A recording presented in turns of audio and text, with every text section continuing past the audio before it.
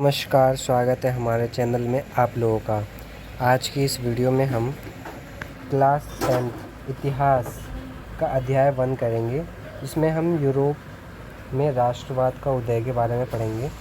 इसके complete short notes मैं आपके लिए लेके आया हूँ, जिसमें आपको इस पूरे चैप्टर के बारे में भी पता चल जाएगा और लास्ट में मैं आपको इसके 3 इम्पोर्टेंट क्वेश्चन भी बताऊँगा, जो कि आपके आने वाले 2027 में CBSE board plus mid term के एग्ज़ाम प्लस प्री बोर्ड के लिए काफ़ी इम्पोर्टेंट होने वाले हैं। तो चलिए इस वीडियो को शुरू करते हैं। उससे पहले अगर आप हमारे चैनल पे नए हैं तो इस वीडियो को लाइक करिए पहले तो, और चैनल को सब्सक्राइब करिए। तो चलिए वीडियो को शुरू करते हैं।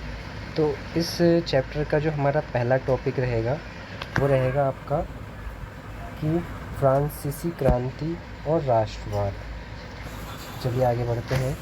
इसमें फ्रांसीसी क्रांति और राष्ट्रवाद में पहला पॉइंट आता है 1789 में फ्रांसीसी क्रांति हुई थी। जो फ्रांसीसी क्रांति, फ्रांस की जो क्रांति शुरू हुई थी वो आपका शुरू हुआ था 1789 में आपका ये शुरू हुआ था। ठीक है, इसका राजशाही समाप्त हुई और जनता की सत्ता स्थापित हुई।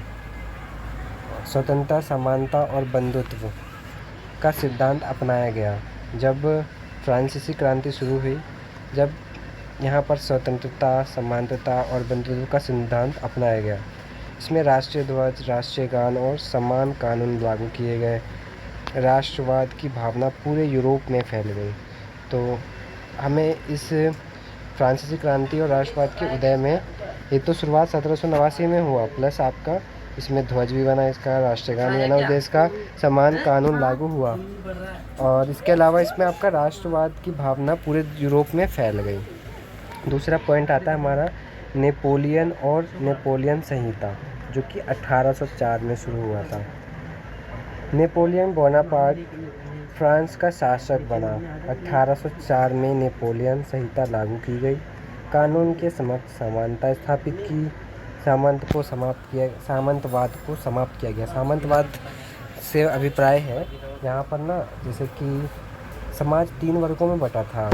एक तो होता था जो सबसे ऊपर लेवल का होता था, जिसमें राजा वगैरह आते थे, ठीक है, और दूसरे में आपका जो मध्यम वर्ग आते थे, जिसे कुलीन वर्ग भी कहा जाता है, और तीसरे नंबर पे जो आते थे वो आपका आता था जो छोटे किसान होते थे। मतलब ये आपके तीसरे नंबर पे आते थे। ठीक है, तो इसमें जो राजा और कुलीन वर्गों के पास विशेषाधिकार प्राप्त होते थे। तो यूरोप में ऐसा हुआ कि जब 1804 में नेपोलियन संहिता लागू की गई ना, तो यहाँ सामंतवाद को समाप्त कर दिया गया। मतलब राजा, कुलीन, इन सबको समाप्त कर दिया गया। यूरोप के कई देशों में राष्ट्रवाद को बढ़ावा मिला। अब राष्ट्रवाद का बढ़ावा मिल गया। मतलब राष्ट्रवाद से हमने जैसे ऊपर पढ़ा था अभी कि यहाँ पे राष्ट्रीय ध्वज, राष्ट्रीय गान और समान कानून लागू किए गए। तो यहाँ पर सामंतवाद को समाप्त करके आपका राष्ट्रवाद को बढ़ावा मिला। इसके बाद आता है इसमें वियना कांग्रेस। ये 1815 में लागू हुआ था। नेपोलियन की हार के बाद वियना कांग्रेस हुई। अध्यक्ष इसके जो बने थे, ये बने थे क्लेमेंस वॉन मेटरनिच। यूरोप में पुराने राजतंत्रों को पुनः स्थापित किया गया। फ्रांस के चारों ओर मजबूत राज्यों का निर्माण किया गया। उद्देश्य यूरोप में शांति और स्थिरता बनाए रखना था। जैसा कि हमने ऊपर देखा, फ्रांस की क्रांति शुरू होने से पहले लुई 16 का शासन था, राइट, जिसमें वहाँ पर राजा अपना मनमानी करके वहाँ पर फिजूल खर्ची करता था। उसके बाद वहाँ उसको समाप्त करके नेपोलियन आए। वहाँ पे राष्ट्रीय ध्वज वगैरह, राष्ट्रवाद का बढ़ावा मिला। उसके बाद नेपोलियन के हार के बाद यूरोप में पुराने राजतंत्रों को पुनः स्थापित किया गया। क्योंकि जो नेपोलियन आया था वो अपनी विचारधारा के लिए सही आया था, लेकिन बाद में उसने भी देश के विरुद्ध काम किया। तो उसको भी हार के बाद वियना कांग्रेस हुई, जिसमें फ्रांस के चारों ओर मजबूत राज्यों का निर्माण किया गया। इसका उद्देश्य था कि यूरोप में शांति और स्थिरता बनाए रखना था, जो कि लंबे समय से नहीं था। रूढ़िवाद, उदारवाद और राष्ट्रवाद। चलिए हम इसके बारे में समझते हैं। रूढ़िवाद क्या होता है, उदारवाद क्या होता है, राष्ट्रवाद क्या होता है। रूढ़िवाद पुरानी परंपराओं और राजतंत्र का समर्थन। उदारवाद स्वतंत्रता, समान अधिकार और संविधान की मांग था। इसमें कोई राजा नहीं होगा, कोई कुलीन वर्ग नहीं होगा, कोई भी छोटा या बड़ा नहीं होगा, सब समान होंगे, स्वतंत्र होंगे। राष्ट्रवाद का मतलब होता है एक भाषा, संस्कृति और इतिहास वाले लोगों का एक राष्ट्र बनना, जैसे कि अभी हमारे भारत में है। इसके बाद हमारे यहाँ पे एक टॉपिक आता है 1830 की क्रांतियाँ। फ्रांस में जुलाई क्रांति हुई, बेल्जियम ने नीदरलैंड से स्वतंत्रता प्राप्त की, यूनान में तुर्की साम्राज्य से स्वतंत्रता प्राप्त की। तो ये इसमें आपके इम्पोर्टेंट टॉपिक्स हैं। इसमें रोमांटिकवाद और राष्ट्रवाद, कलाकारों और कवियों ने राष्ट्रवाद को बढ़ावा दिया, लोक संस्कृति, लोकगीत और लोकसभा को महत्व दिया। इसके बाद इसमें आता है एक 1848 की क्रांति। इसमें फ्रांस सहित कई देशों में क्रांति हुई, लोगों ने संविधान और लोकतंत्र की मांग की। जर्मनी में फ्रैंकफर्ट संसद का गठन हुआ, संसद असफल रही लेकिन राष्ट्रवाद मजबूत हो गया। इसमें आता है, इसमें ये जो आपको क्वेश्चन है ना, ये जो टॉपिक है आपका काफ़ी इम्पोर्टेंट होने वाला है, जर्मनी का एकीकरण। ये आपका सीधा सवाल पूछ लिया जाता है यहाँ से। तो मैं आपको बच्चों अभी शॉर्ट नोट्स के तरीके से आपको पूरे चैप्टर का व्यू बता रहा हूँ, आप इसे समझ लीजिएगा ताकि आपको बाद में प्रॉब्लम नहीं आएगी। अगर आप इसको बाद में अगर क्वेश्चन इंपॉर्टेंट करेंगे ना तो आपको सब समझ में आ जाएगा। मैं आपको इसलिए ओनली आपके इसकी मेन टॉपिक्स बता रहा हूँ कि आपको कम समय में अच्छी नॉलेज मिल सके। तो जर्मनी का एकीकरण में क्या क्या था, जर्मनी पहले 39 राज्यों में बटा हुआ था। जो जर्मनी था ये आपका ये जर्मनी है। यहाँ पर जो जैसे अभी भारत में 29-28 राज्य हैं, वैसे यहाँ पर अलग अलग करके 39 राज्यों में जर्मनी बटा हुआ था। इसका जो नेतृत्व कर रहे थे उन्होंने ओटो वन बिस्मार्क। रक्त और लौह नीति अपनाई। यहाँ पर जर्मनी में एकीकरण में किनका नेतृत्व था, ये नाम आपको याद रखना है, ओटो वन बिस्मार्क ने, ठीक है। और यहाँ पर कौन सी नीति अपनाई गई थी, रक्त और लौह नीति अपनाई गई थी। कहाँ ये युद्ध फ्रांस के खिलाफ, डेनमार्क, ऑस्ट्रिया और फ्रांस के खिलाफ युद्ध हुए। 1871 में जर्मनी का एकीकरण पूरा हुआ, विलियम प्रथम जर्मनी के सम्राट बन गए। जब यहाँ पर 1871 में जर्मनी का एकीकरण पूरा हो गया तो यहाँ पर विलियम प्रथम जर्मनी के सम्राट बन गए। अगला टॉपिक आता है इटली का एकीकरण। जैसे जर्मनी का एकीकरण इम्पोर्टेंट था, वैसे ही आपका इटली का एकीकरण इम्पोर्टेंट है। देखिए क्वेश्चन ऐसे आता है पेपर में, जर्मनी का एकीकरण अथवा में आपको दे देंगे इटली का एकीकरण, तो आपको दोनों में से कोई एक करना होगा। तो आप दोनों को पढ़ के जाएंगे तो आप इजीली कर सकते हैं, और इसमें बच्चों आप बना के काफ़ी अच्छा लिख सकते हैं। तो चलिए इसको समझ लें, इटली का एकीकरण क्या है। तो इटली का एकीकरण में इटली कई राज्यों में विभाजित था। जैसे वहाँ पर आपका जर्मनी 39 राज्यों में विभाजित था, ये भी इटली भी कई राज्यों में विभाजित था। जैसे मान के चलिए ये इटली है, ये भी कई राज्यों में विभाजित था।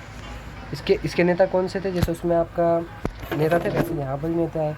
यहाँ पे ज्यूसेपे मैजिनी नाम के एक नेता थे, ठीक है। इसके अलावा यहाँ पर काफ़ी नेता थे, वहाँ पर एक ही नेता थे। लेकिन इटली में आपके जैसे कि पहले नेता आपके ये हो गए ज्यूसेपे मैजिनी, दूसरे हो गए आपके काउंट काबूल, तीसरे हो गए आपके ज्यूसेपे गैरिबाल्डी, ठीक है। तो ये यहाँ के नेता हुए थे। 1861 में इटली का एकीकरण पूरा हुआ और 1870 तक इटली पूर्ण रूप से एक एकीकृत हो गया। तो ये था हमारा इटली का एकीकरण और ये था हमारा जर्मनी का एकीकरण। ये कब पूरा हुआ था, 1871 में, और ये कब हुआ था पूरा, 1861 में। ये 1870 तक पूरा तरीके से हो गया था। ब्रिटेन में राष्ट्रवाद। अब ब्रिटेन में राष्ट्रवाद कैसे आया, इंग्लैंड, स्कॉटलैंड और आयरलैंड को मिलाकर यूनाइटेड किंगडम बनाया गया। अंग्रेजी संस्कृति को प्रमुखता दी गई, इसे राष्ट्र राज्य का निर्माण कहा गया। राष्ट्र का प्रतीक मैरियन फ्रांस की राष्ट्रीय प्रतीक थी।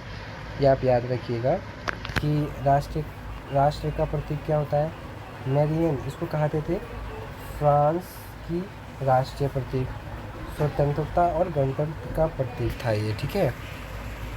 जर्मेनिया क्या था, जर्मनी एक राष्ट्रीय प्रतीक था, राष्ट्रीय एकता और शक्ति का प्रतीक था। अब आपने हमारा 12वां पॉइंट आता है बाल्कन क्षेत्र और राष्ट्रवाद। बाल्कन क्षेत्र में कई जातीय समूह रहते थे, सभी स्वतंत्र राष्ट्र बनाना चाहते थे। रूस, ऑस्ट्रिया और अन्य शक्तियों में संघर्ष बढ़ा, यही संघर्ष आगे चलकर प्रथम विश्व युद्ध का एकीकरण बना। तो बच्चों ये थे हमारे इम्पोर्टेंट शॉर्ट नोट्स थे जो कि आपको इस चैप्टर को समझने में मदद करेंगे। अब चलिए इसमें जो इम्पोर्टेंट क्वेश्चन जो आते हैं वो डिस्कस करते हैं, जो कि आपके मेन जो पूछे जाते हैं वो यहाँ से पूछे जाते हैं। तो चलिए शुरू करते हैं आगे का कार्य। यहाँ पर परीक्षा के लिए जो आपके क्वेश्चंस होते हैं, तो इसमें आपका 3 सबसे महत्वपूर्ण 5 अंक के और 8 अंक के प्रश्न होते हैं। तो यहाँ पर जो आपके 5 अंक के और 8 अंक के प्रश्न पूछे जाते हैं। तो इसमें पहला क्वेश्चन होगा, तो इसमें पहला क्वेश्चन आता है आपका, फ्रांसीसी क्रांति ने यूरोप में राष्ट्रवाद के विकास में क्या भूमिका निभाई। दूसरा आता है, जर्मनी के एकीकरण में बिस्मार्क की भूमिका का वर्णन कीजिए। इटली के एकीकरण में मैजिनी, काबूल और गैरीबाल्डी का योगदान बताइए। मैंने आपको शॉर्ट नोट्स में बताया था कि ये क्वेश्चंस काफ़ी इंपॉर्टेंट होने वाले हैं और इससे बाहर इस चैप्टर में कुछ भी नहीं आने वाला है, मैं आपको ये गारंटी देता हूँ। तो चलिए हम पहले क्वेश्चन को, दूसरे क्वेश्चन को, तीसरे क्वेश्चन को आंसर के जरिए समझते हैं। तो फ्रांसीसी क्रांति ने यूरोप में राष्ट्रवाद के विकास में क्या भूमिका निभाई। तो इसमें उत्तर इसका लिख सकते हैं ऐसे, इसकी भूमिका हम लिखेंगे 1789 की फ्रांसीसी क्रांति यूरोप में राष्ट्रवाद के विकास की सबसे महत्वपूर्ण घटना थी। इसी क्रांति ने राजशाही और सामंती व्यवस्था को चुनौती दी तथा संप्रभुता की स्थापना की। ठीक है, इसके मुख्य योगदान जैसे पहला आएगा, राजतंत्र की निरंकुश सत्ता समाप्त की गई, स्वतंत्रता, समानता और बंधुत्व के सिद्धांतों को अपनाया गया, राष्ट्रीय ध्वज, तिरंगा और राष्ट्रीय गान को महत्व दिया गया, सभी नागरिकों के लिए समान कानून बनाए गए, लोगों में राष्ट्रीय एकता और देशभक्ति की भावना विकसित हुई और फ्रांसीसी क्रांति के विचार पूरे यूरोप में फैल गए और अन्य देशों के राष्ट्रवादी आंदोलन को प्रेरणा मिली। तो ये इसके आंसर थे। इसमें निष्कर्ष में आप देख सकते हैं कि फ्रांसीसी क्रांति ने आधुनिक राष्ट्रवाद की नींव रखी और पूरे यूरोप में राष्ट्रीय चेतना को जन्म दिया। तो आप इसको बना के लंबे तरीके से लिख सकते हैं। ठीक है, अब इसमें दूसरा क्वेश्चन था, जर्मनी एकीकरण में बिस्मार्क की भूमिका का वर्णन कीजिए। उत्तर में 19वीं शताब्दी के मध्य तक जर्मनी 39 राज्यों में विभाजित था। जर्मनी की एकीकरण का श्रेय प्रधानमंत्री ओटो वन बिस्मार्क को दिया जाता था। ये मैंने आपको शॉर्ट नोट्स में बता दिया था। चलो बिस्मार्क की भूमिका पढ़ते हैं।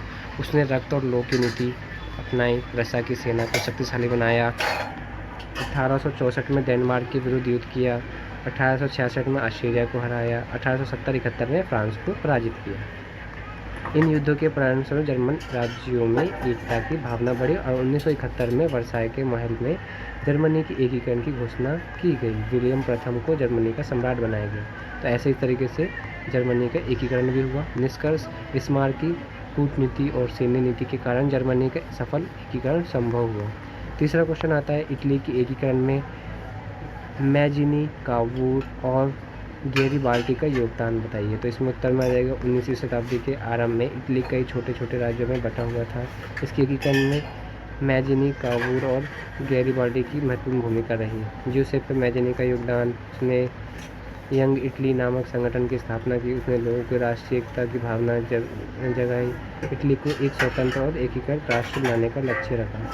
काउंट काबूल का योगदान कैसा था। काबूल सार्डिनिया का प्रधानमंत्री भी था। उसने कूटनीति और विदेश नीति का सहारा लिया। फ्रांस की सहायता से ऑस्ट्रेलिया को हराया, उत्तरी इटली के राज्यों को एकीकृत किया। ज्यूसेppe गैरीबाल्डी का योगदान, गैरीबाल्डी एक प्रसिद्ध सैनिक और राष्ट्रवादी था। उसने रेड स्टर्स नामक सेना का नेतृत्व किया, दक्षिणी इटली और सिसिली पर विजय प्राप्त किया, जीते हुए क्षेत्रों को इटली के राजा को सौंप दिया। तो निष्कर्ष में हम देख सकते हैं कि मैजिनी की विचारधारा, काबूल की कूटनीति और गैरीबाल्डी की सैन्य शक्ति के संयुक्त प्रयासों में से 1870 तक इटली का एकीकरण पूरा हुआ। तो बच्चों ये थे हमारे इम्पोर्टेंट क्वेश्चन और शॉर्ट नोट्स। अगले चैप्टर में हम आगे के और भी चैप्टर्स इसी तरीके से करेंगे और इससे ज़्यादा आपके एग्ज़ाम में कुछ नहीं आएगा। आप ये तैयारी करके जाइएगा, इस चैप्टर से आपका ये पूर्ण होगा। तो अगर वीडियो अच्छा लगा हो तो चैनल को सब्सक्राइब करिएगा, वीडियो को लाइक करिएगा। धन्यवाद।